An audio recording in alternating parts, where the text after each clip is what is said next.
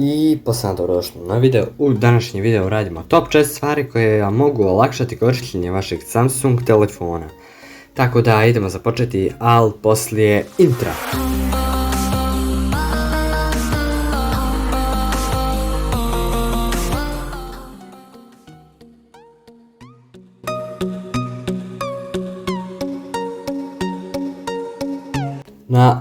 Na prvom mjestu se nalazi Edge panel.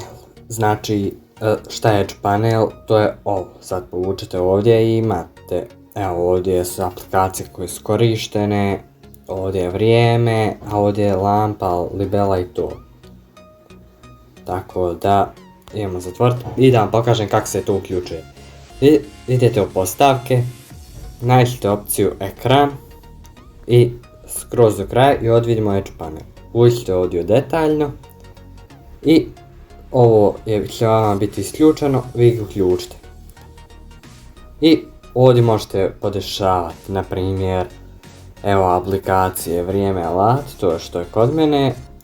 Ovdje imate još zadaci, pametan izbor i ljudi, šta vama odgovara, a ovdje čak možete i da dodate još stvari. Neke, evo vidite. Ja to neću dirati, to će još sve podešavati, a ovdje možete još i izmijeniti. Ti da postavite još neke stvari, evo na primjer za korištenje ovih aplikacija, možete, evo na primjer ovo i tako. Ali dobro, ovom ne treba, tako da prebacimo se na drugo mjesto.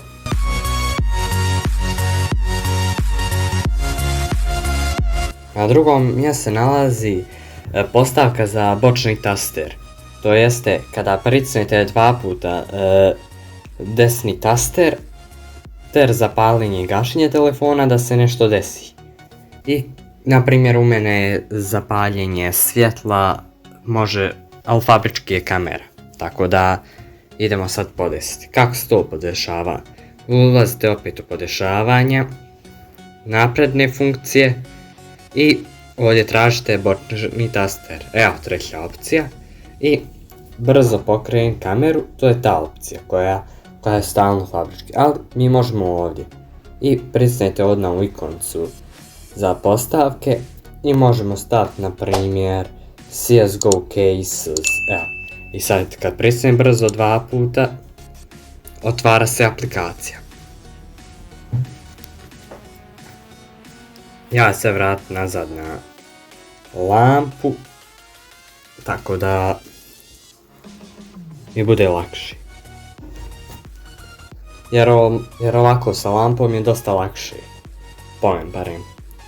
I idemo na zadnji.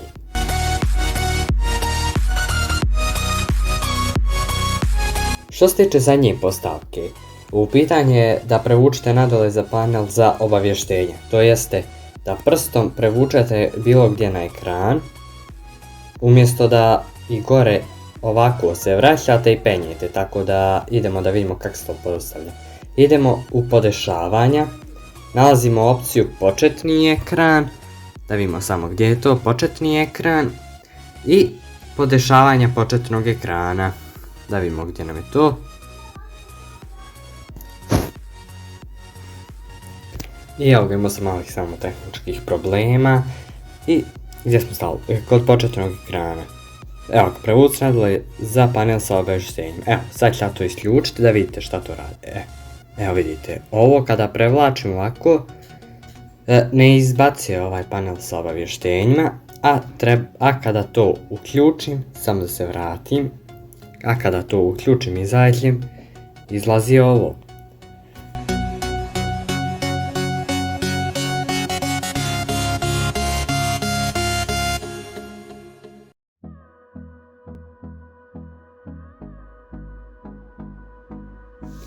I na kraju za pokret za senzor otiska prsta, to radi samo na telefonima koji ja mislim imaju